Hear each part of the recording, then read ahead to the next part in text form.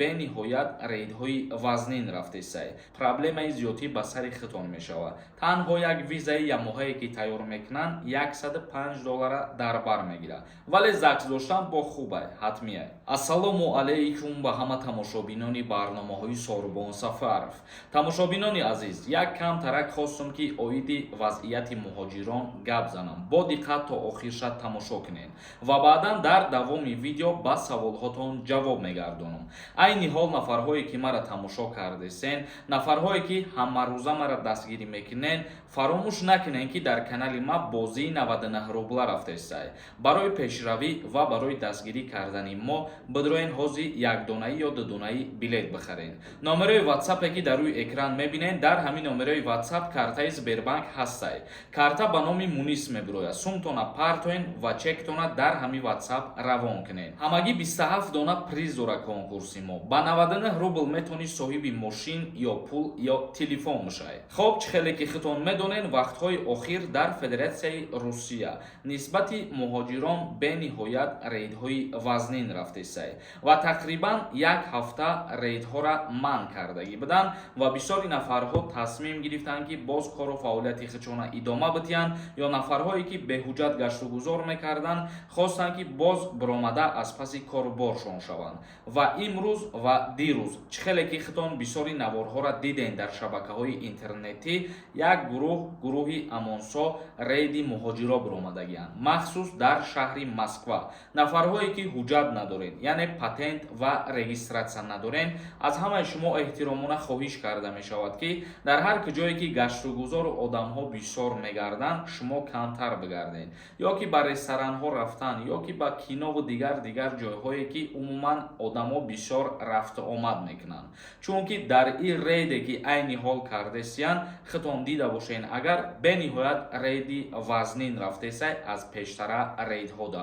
Ба ҳамин хотир дар ҳар куҷо ҷамъ омад накунен, дар ҳар куҷо ягон муноқиша ба вуҷуд наёрену, дар ҳар куҷо ягон гуфтугӯ ҷамъ нашен. Чунки ҳар куҷое ки ҷамъ мешенен, ҳар куҷое ки ягон муноқиша ташкил карданӣ мешен, проблемаи зиёдӣ ба сари хитон мешавад. Дар ҳар куҷое ки шумо ҷамъ меоед, дар ҳар куҷое ки шиштихез мекунен, фаромӯш накунед ки дар уҷаҳо зери назорат муҳоҷирон ҳастанд. Ба ҳамин хотир ман гуфтаниям ки бо эҳтиёт бошен ва хитона эҳтиёт кунед ки олиам рейдҳо идома доранд. Ман хостам ки дар ҳамин мавзӯъ як бори дигар ба ҳамаи шумо хотиррасон карда фаҳмонам. Аз сабабе ки 90 ё 95% тамошобинони мо мардами муҳоҷир мебошанд. Бародарони азизу меҳрубон, акнун мегзарем ба қисми хондани комментарияҳо. Барои сафед кардани дандон ё барои табобат кардани хунукиҳои дандон ё дандонҳои каҷро рост кардан ва ё барои кандани дандон ба рақамҳои рӯи экран муроҷиат намоед. Духтури дандон дар Федератсияи Россия шаҳри Москва бо нархи арзон ва таҷрибаи баланд. Як кас нависонда: ассалому алайкум акаи Сорбон, як савол дорам. Ҳама мегӯянд ки касе ду фарзанд дорад ба хизмат мебаранд ва ҳар моҳ ба фарзандҳояш 300 сомонӣ медоданд. Ҳамин қонун ростае ака? Бародарои азиз, қариб ки дар ҳар як видеом дар ҳамин масъала мефаҳмонам ва гап мезанам ки ин тағйироту иловаҳо ворид шидагӣ нест, оли асос надора ин гап. Лутфулло нависонда: ассалому алайкум ака, хизмати алтернативӣ вуҷуд дора, олиам сумаш чанд қай? Касое ки мехоҳанд хизмати алтернативӣ кунанд 28500 сомон дар банк пардохт мекунанд ва дар муддати як моҳ вайни билета мегиранд. Фаромӯш накунед ки ҳама аз пеши худаш пул пардохт карда наметавонад, то вақте ки шуморо ба қайд нагиранд ва номнавис накунанд. Агар Абдуллоев нависонда: ассалому алайкум брат, ҳамин сезоне ки сар мешавад 96-ро мебаранд хизмат. 96-ое ки 27 сола шидагӣ нестанд, оли дар призофи тирамоҳӣ ба хизмат даъват мешаванд. Як каси дигар нависонда: ассалому алайкум ака, агар через суд видварения кардагианд, авфда меғалтида бошад, ҳар як қарор, ҳар як қонуни авфе ки ба имзо мерасад дар Федератсияи Русия, баъди ба имзо расиданаш пунктҳош мебирояд ва баъд аниқ мешавад ки киҳо авф мешаванд, киҳо не. ҳозир аниқ намешавад чӣ? Умарова нависондай: ойлик чанқа ва виза чанд пул? дар видеое ки оиди сафар кардан ба Дубай мо якта кардагӣ будем. Дар канал ҳаста ина касое ки тамошо кардагӣ нестен, бодроин ҳами видеоро тамошо кунен. музди маош дар Дубай вобаста аз кори худтон мебошад ва виза гирифтан, ина мисол мегирем, агар туристически агентство вақте ки шумо мерен муроҷиат мекунен, танҳо як визаи ямоҳае ки тайёр мекунанд $105 дар бар мегирад. вобаста аз курс мебошад ба сумми тоҷикӣ, агар нархша ҳисоб кунем. Умарҷон Мусоев нависонда: ассалому алайкум акаи Сорбон, ҳамун курса видеоҳоша дар Telegram нею дар WhatsApp метонен партофта.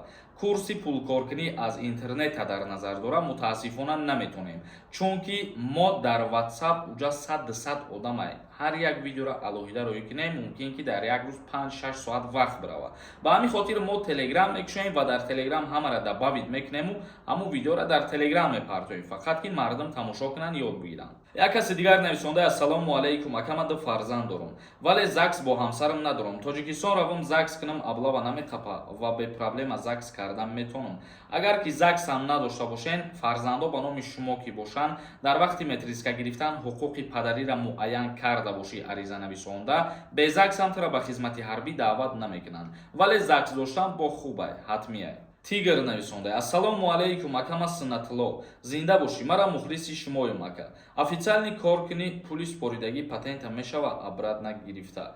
Не. шумо вақте ки дар ягон ҷо кору фаъолият мекунен, мисол мегирем, агар аз ягон чизе ки фоида мебинен, музди маош мегирем, бояд ки налоги давлата пардохт бикунен ва ӯ пуле ки ба давлат шумо пардохт мекунен, ӯ ҳеҷ вақт баргардонида намешавад. як каси дигар нависонда: ассалому алайкум, илтимос нашоти Золотая корона бигӯен. ман 13000 қарздорам. Тоҷикистон рафта метавонам 2 сол шид қарздорима. дар ҳолате ки Тоҷикистон меоӣ ва ҳамин пула пардохт нокарда ту мемониша, метавонанд ки барои ҳамитра запрет бимонанд. вақте ки 2 сол шидагӣ боша, мумкин е ки олитра запрет монда бошанд. ба ҳамин хотир ҳар чизеро ки қарз мегирен шумо, дар ҳар ҷое ки зиндагонӣ мекунен, кору фаъолият мекунен, қонуна риоя кунен. барои пардохт накардани қарз ин ҳам хеле проблемаҳои запрет болои сари шумо меояд. як каси дигар нависонда: ассалому алайкум, созен як савол дорам. ман ВНЖ дорам. ман основания шида метавонам барои шавҳару бачаҳом патент наспорам? Не, мутаассифона основанияи озод будан аз ҳуҷҷатгузорӣ наметавонен шида. тамошобинони азиз, ба ҳамин видеои имрӯзара ҷамъбаст мекунем. то наворҳои дигар, худованд ҳамаи мо шуморо нигаҳбон бошад.